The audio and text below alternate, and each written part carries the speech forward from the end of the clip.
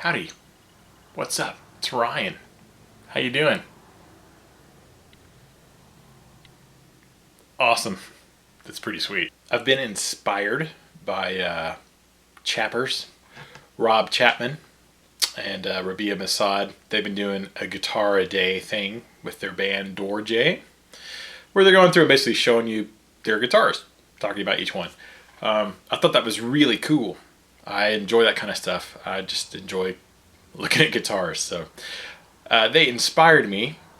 I think I might do that. Do a guitar a day thing. Kind of just show you the guitars I got. What do you think?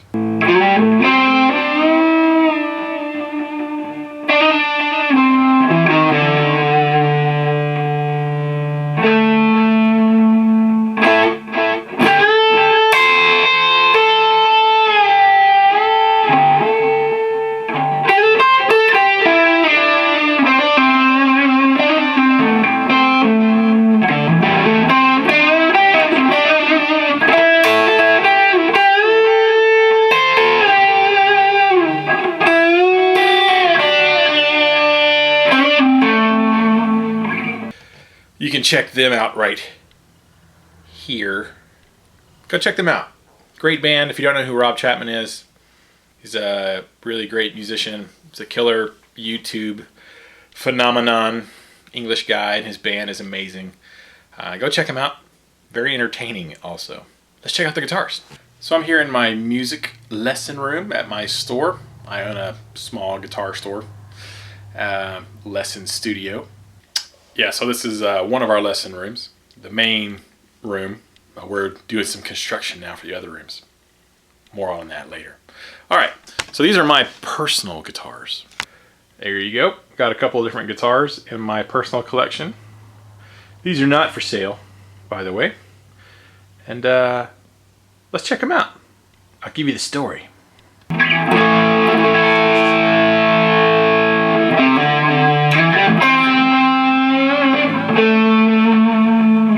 So we'll start with this beauty.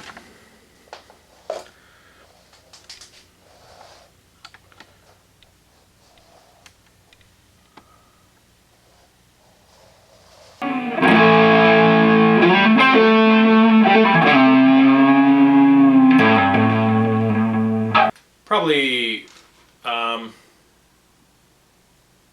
most special guitar that I own, which is this Gibson Explorer Cherry.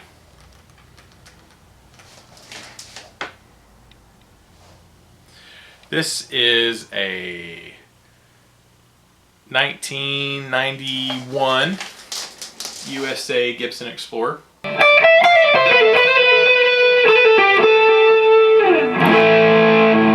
My first guitar that I ever bought with my own money. From my first job when I was 16 years old, working at a grocery store, stocking shelves, bagging groceries, taking the bags out for people and putting them in their cars. So that was my job when I was 16. I worked in a grocery store. I saved up my money, saved up my paychecks, and I went and bought this Explorer. That was in 1992. So it's been a few years.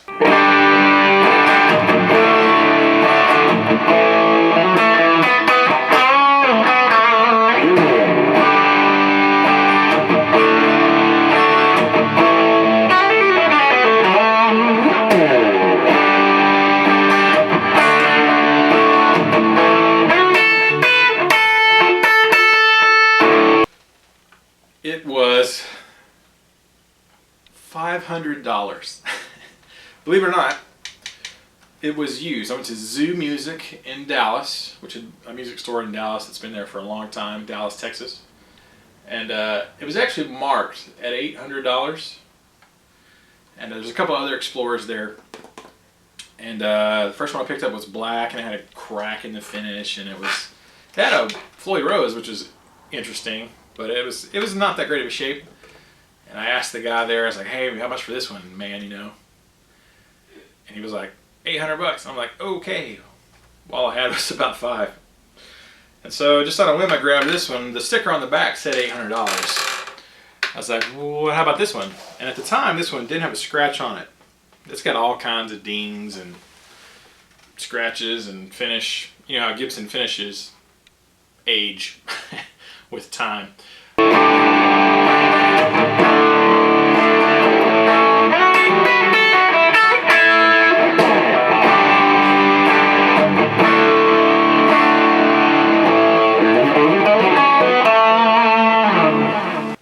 It's got all kinds of stuff in it now, but at the time it was flawless. It looked brand new. And he told me, tell you what, $500 with a case. I said, you got a deal, brother. I think it was the older guy there. I think it might have been the owner. Maybe he was just taking pity on a young 16-year-old kid who wanted a cool guitar. And so I actually got this for $500 with a case, Gibson case. And I just came home and played the heck out of it. I love this guitar. And obviously 1992, 16 years old. Who doesn't want an Explorer, right? I love Metallica. And I'll say it. I mean, the main reason I got one, James Hetfield. Pure and simple.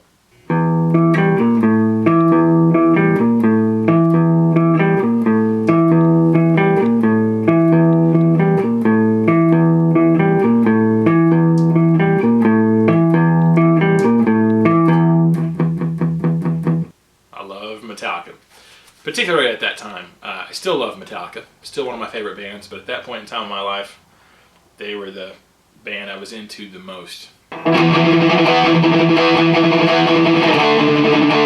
Metallica and Pantera.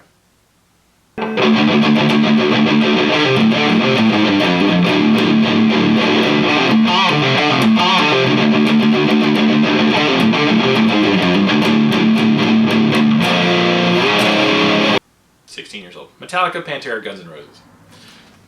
So that is the story on this 91 Gibson Explorer. Now I got a custom diamond plate pickguard. Now this is actual real diamond plate. It's not plastic. It is real diamond plate.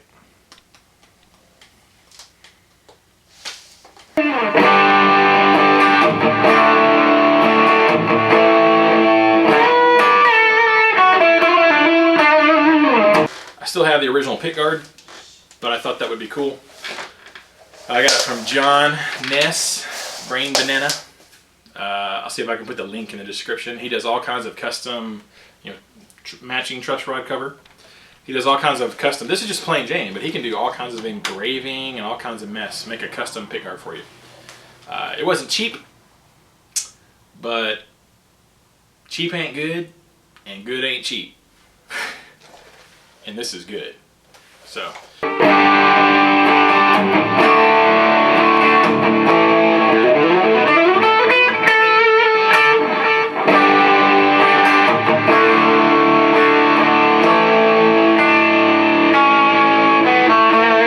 I did have EMGs in it, an 81 and a 60, for maybe 7 or 8 years, I guess. Obviously, because Metallica. But just this last year, I took the EMGs out, and I've always kept the stock Gibson pickups for this guitar. And so I put the stock Gibsons back in it just about 6 or 7 months ago. And I'm really happy with them. I have other guitars. I have 2 other guitars with the EMGs in it, so I didn't really need 3 EMG guitars particularly. I like to have a little diversity.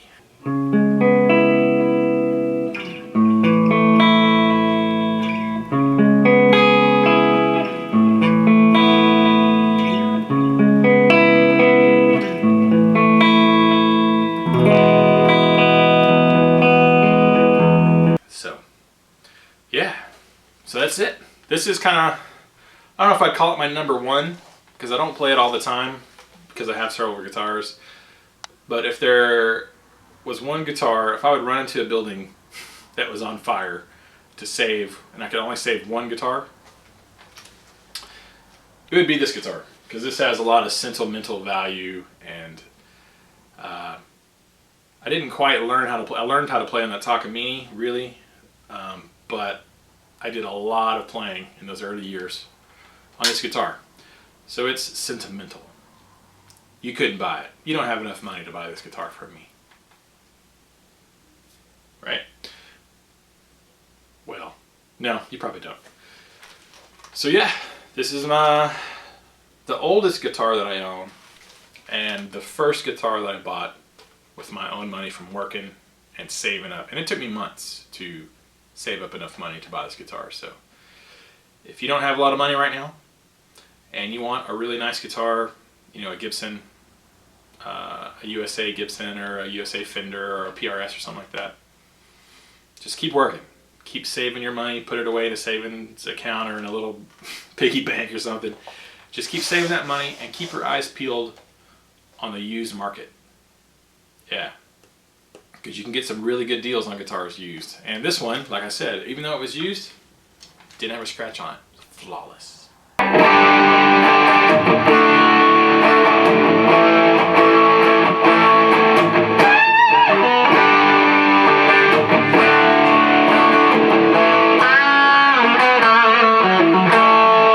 There's the story behind the 1991 Gibson Explorer that I have. It's the guitar that I've owned the longest, for sure. So, that's it. Guitar of the day, Gibson Explorer.